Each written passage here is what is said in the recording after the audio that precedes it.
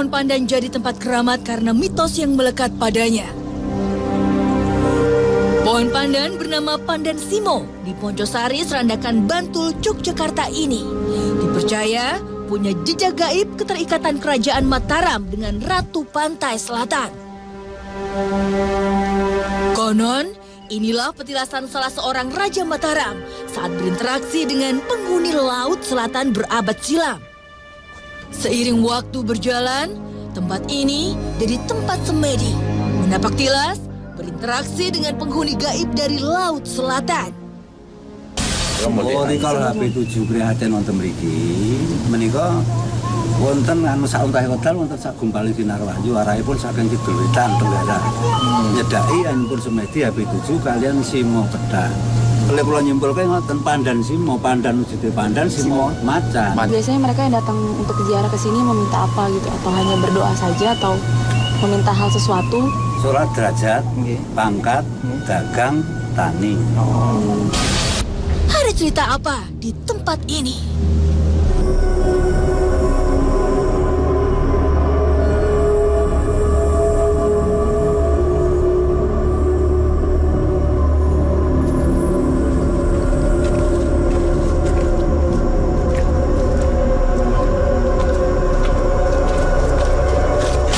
Malam ini saya sudah berada di Pandan Simo, tepatnya di daerah Serandan, Bantul, Yogyakarta.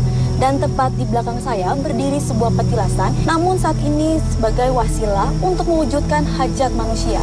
Pak Hakim, bagaimana menurut Pak Hakim mengenai petilasan yang ada di belakang kita ini? Ya menarik ya, dari sekian luasnya wilayah Yogyakarta, beliau memilih tempat ini sebagai laku prihatin gitu loh, untuk semedi, untuk bermunajat lah ke dalam Islam gitu loh, tentang hidupnya dia gitu loh. Dan kebetulan dalam fase-fase seperti itu didatangi oleh sesosok makhluk yang pada akhirnya beliau diangkat atau dinobatkan sebagai raja di Jogja pada waktu itu ya. Apalagi dengan banyaknya bermunculan sesosok makhluk-makhluk gaib yang ada di areal sini, ini semakin menambah aroma mistik lah, aroma-aroma yang berkaitan dengan alam gaib. Ini menarik perhatian saya gitu untuk mengungkap lebih jauh ada apa sih di tempat ini gitu. Tak disangka, seseorang sudah tak sadarkan diri. Hebat.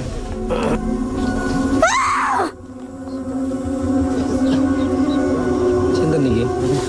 Tiba-tiba ada salah satu mediator yang mengalami kesurupan. Namun saya tidak tahu kesurupan dengan makhluk apa. Saya akan tanya. Anda siapa?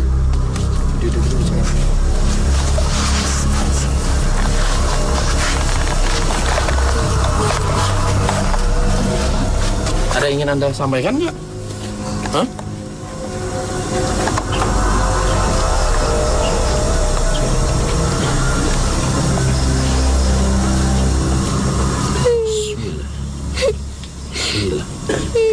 Namun, makhluk ini malah menangis.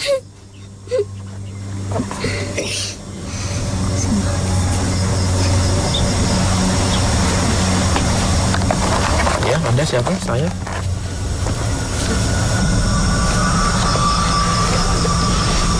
Anda pelayan. Pelayan. Siapa yang Anda layani? Iya. Anda tidak berani berbicara kepada kami. Totan Anda tidak bisa bicara. Tidak berani, benar begitu? Lantas apa? Kenapa Anda bisa mau berinteraksi terhadap kami? Pasti ada suatu alasan yang Anda ingin mungkin sampaikan, utarakan kepada kami. Sedikit memberi informasi, mediator disadarkan.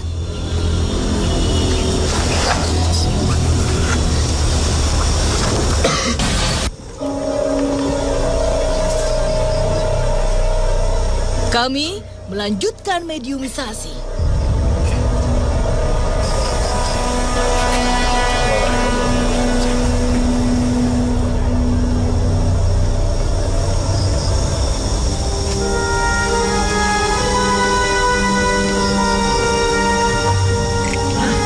Jadi begini, Kami menelusuri gitu beberapa informasi yang ada di masyarakat tentang adanya satu tempat yang pernah dijadikan sebagai laku tapak dari Sri Sultan Hamengkubuwono ke-7 gitu loh, sebagai wawasan bagi kami gitu. Terus yang kedua juga kami pengen tahu kenapa sih tempat ini dijadikan sebagai sarana bagi Sri Sultan gitu loh.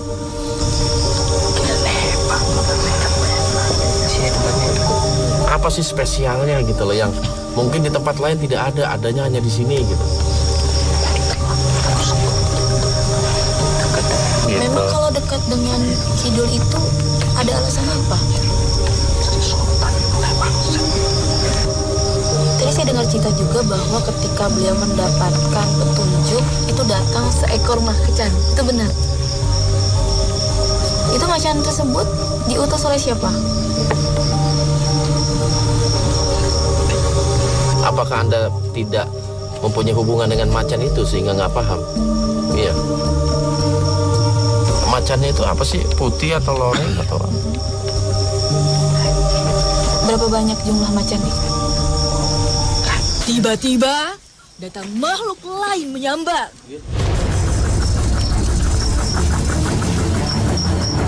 Tetap di Dua Dunia.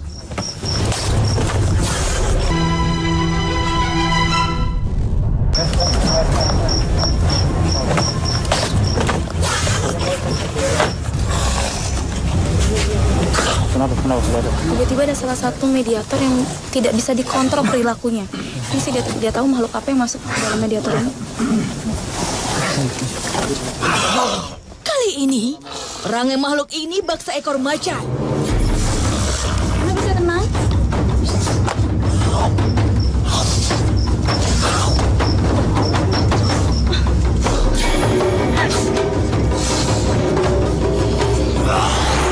Anda bisa tenang dulu?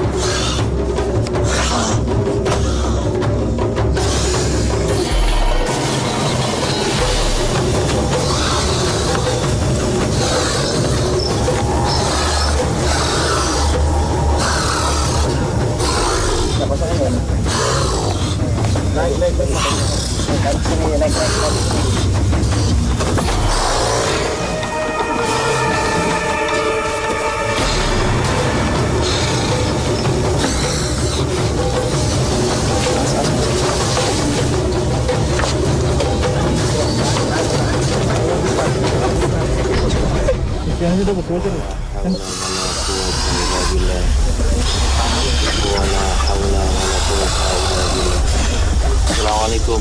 Assalamualaikum.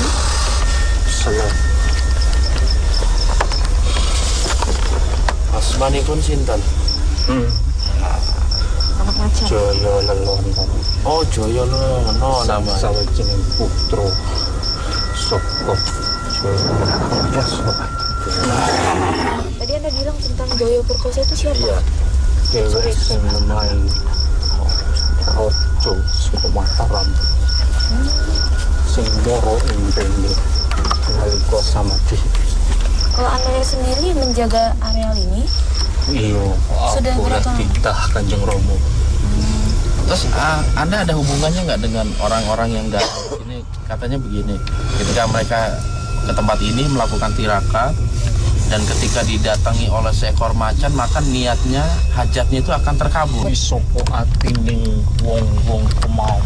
hati yang Anda maksud bagaimana? Ngalap berkah kuwi ojo dibujukno marang koyong ini. Itu sing kuwasa.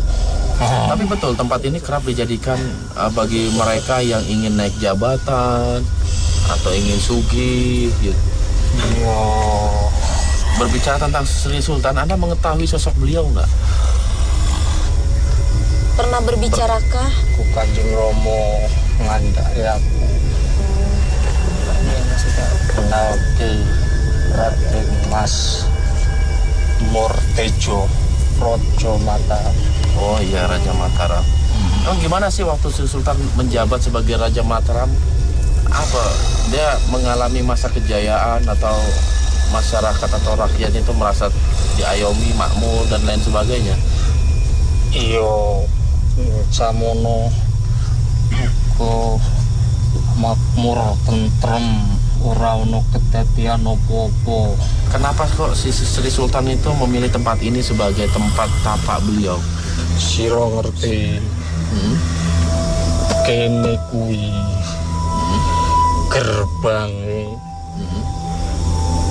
Keraton Ngayogyakarta. Kang ngadhep Kanjeng Ratu Segara Kidul. Makanya beliau memilih tempat ini ya. Iya, kanggo nenangke pikir lan tetunggo marang sing urip. Kenapa disebut Pandan Simo? Pandan kuwi wit-witan. Singo rikala semono bapak penguasaan kene. Wong-wong nyebut Pandan Simo mergo ana sing jaga ing kene. Jadi setelah menjadi raja, Sri Sultan juga kerap ke tempat ini gitu. Dan pada akhirnya sampai sekarang tempat ini dijadikan sebagai wasilah, iya, untuk mencari kedudukan. Benar. Yang siji sing tak arep tak sampai marang sira. Ngadep marang sing kuwasa. Tetepke atimu. Ya, ke makhluk-makhluk yang di sini itu berwujud apa saja Anda tahu? Lan telatah kene akeh. Kowe ra iso nyebuti. Kalau mitos itu kan macan memberikan wangsit juga, petunjuk juga. Yang saya tanyakan tuh melalui apa Anda memberikan mengutarakan petunjuk atau wangsit kepada orang-orang yang datang ke sini? Kabeh mau kanggo syarat-syarat sing ora bisa ndak serahke marang sira kabeh pawartane. Dan apa betul ketika ada orang tirakat di sini gitu, ketika didatangi oleh sesosok macan atau buaya, maka hajatnya akan terkabul? Itu kanggo atine wong-wong mau sing padha cerita. Dan Anda nggak jadi masalah ketika tempat ini ketika tempat ini disalahgunakan oleh segelintir orang gitu untuk meminta sesuatu yang kurang baik misalnya. Wonge arep nemai sing ora kanyangka. Pernah Anda mewujudkan diri? Menampakkan diri kepada Menampakkan masyarakat. gitu. Sira arep ndelok wujudku. Sekarang Anda bisa kembali ke tempat Anda. Iya. Kup memberi informasi, mediator disadarkan.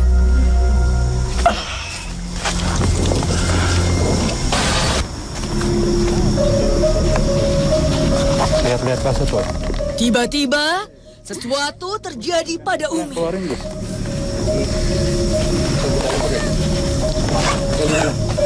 Yang di handycam itu. Iya, sebentar sih. Tiba-tiba Umi mengalami kemasukan entah makhluk apa yang sedang berada di dalam tubuh Umi.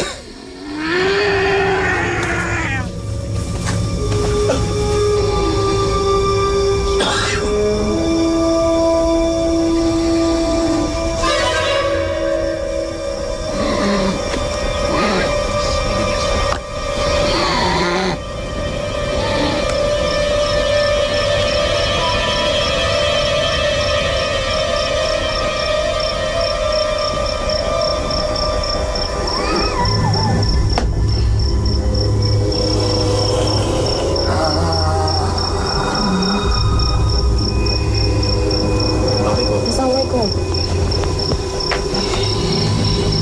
Kalau boleh saya tahu, Anda siapa? Wijaya. Perwujudan Anda seperti apa? Ya, macan. Ya, saya tahu. Boleh saya tahu Anda ini dari mana? Sini. Berarti Anda mengetahui tentang asal-usul petilasan ini? Ya, kami tertarik dengan sesosok Hamengkubuwono yang pernah tirakat di tempat ini gitu. Yang pertama sekali, apa sih yang menyebabkan beliau tirakat di tempat ini? Ada keinginan apa gitu loh yang beliau sampaikan sampai bersemedi di tempat ini?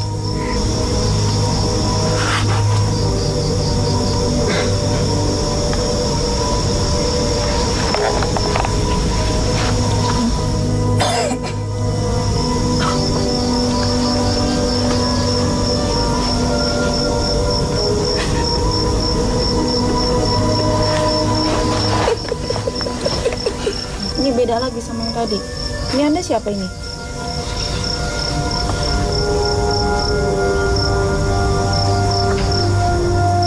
Anda punya nama?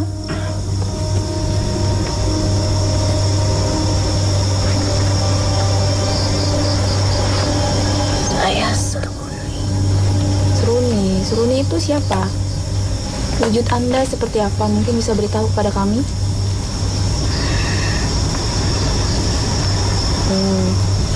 Wanita berambut panjang. Anda mengetahui tentang cerita di balik petilasan ini? Bisa Anda ceritakan ke kami mengenai asal-usul petilasan ini? Apakah ada kaitannya dengan Sri Sultan Hamengkubuwono ke-7? Pangeran Tejo Arum. Dan bagus. Lalu beliau datang ke sini untuk apa? Ingin mengetahui apa yang akan terjadi dalam hidupnya. Dengan cara apa beliau ingin mengetahui hal tersebut? Menyendiri. Berapa lama beliau berdiam diri di sini? 40 hari. Jadi setelah 40 hari itu, apa yang beliau dapatkan dari hasil berdiam diri itu? Raganya di sini. Lalu? Tapi Itu memang di mana letaknya? di tempat yang seharusnya, yang dia inginkan, yang dia ingin ketahui. Itu memang tempat apa sih yang Anda maksud itu? Tempat pelatihan. Sebagaimana dulu sebelumnya dilatih untuk menjadi kuat dan hebat. Pelatihan untuk makhluk-makhluk seperti Anda kah? Atau manusia-manusia pada umumnya? Manusia. Sebenarnya Sukmanya yang keluar atau memang ada petunjuk datang dari Kidul? Jelas. Yang akan terjadi di sini harus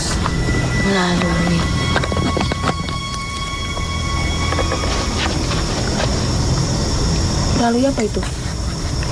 Proses.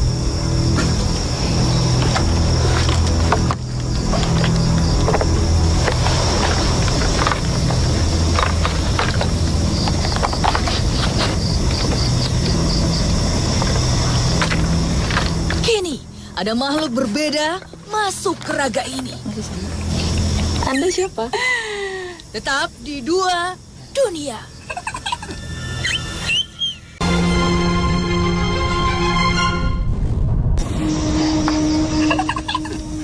Kini, ada makhluk berbeda masuk ke raga Anda ini. siapa? Anda kenapa tiba-tiba masuk ke tubuh ini? apa? Yaudah, Tempat ini memang ada hubungan dengan selatan.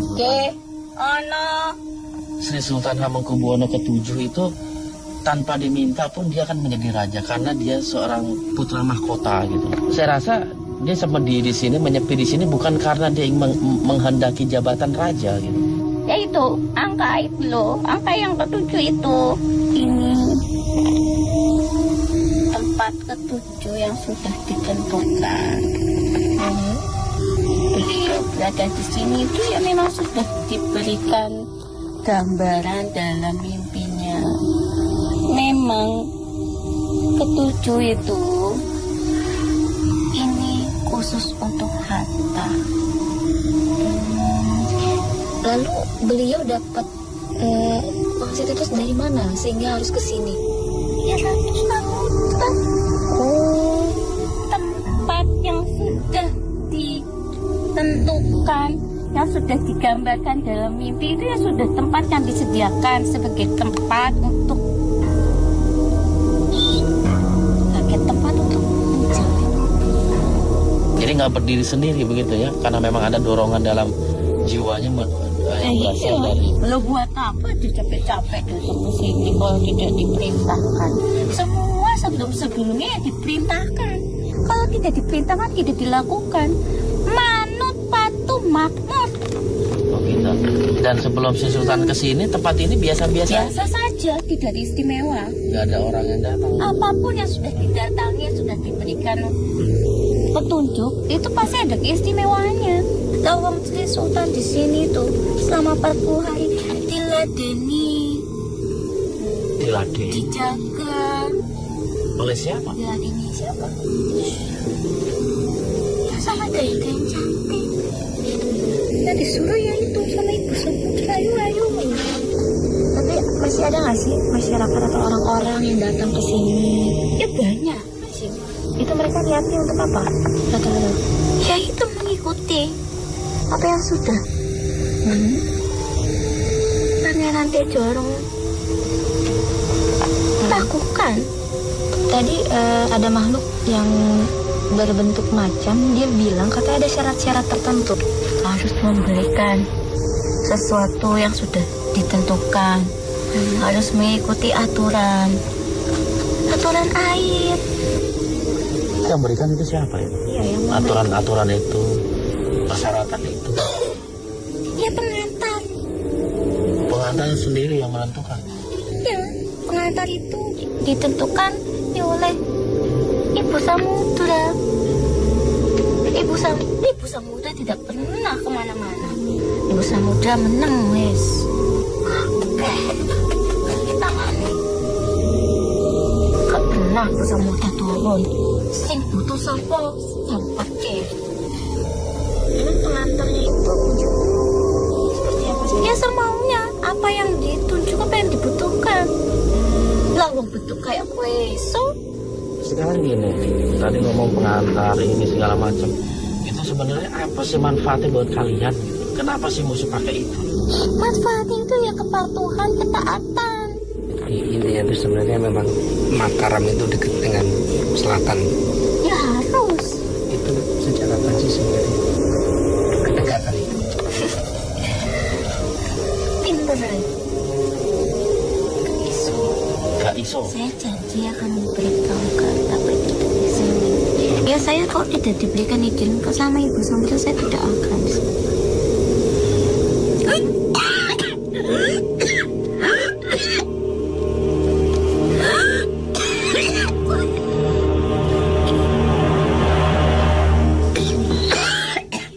Akhirnya Umi siuman. Ya Pak Hakim, dari hasil videoisasi kita malam ini, apa hikmah yang bisa kita petik? Ya ada beberapa hikmah. Yang pertama sih memang bahwa tempat ini pernah didiami oleh Sri Sultan Abe yang ke-7 ya. Cuma memang yang ingin jadi ini yang kita yang diikuti masyarakat sampai sekarang adalah ketika beliau setelah melakukan tindakan di tempat ini, beliau diangkat menjadi raja. Tetapi pada hakikatnya Sri Sultan Hamengkubuwono yang ke-7 itu memang putra mahkota ya. Artinya beliau tirakat di sini atau tidak, pasti dia akan menjadi raja. Tadi juga dari beberapa mediator mengatakan jangan sekali-kali kita minta kepada sesuatu selain Allah. Tetap kepada yang Maha Kuasa yang menjadikan tempat kita menyerahkan segala urusan kita. Jangan urusan kita diserahkan kepada makhluk selain Allah gitu. Itu sangat berbahaya. Ingat moto hidup kita, iya karena budu, wa iya karena nasta'in. Hanya kepada Allah menyembah dan hanya kepada Allah kita minta pertolongan. Karena itu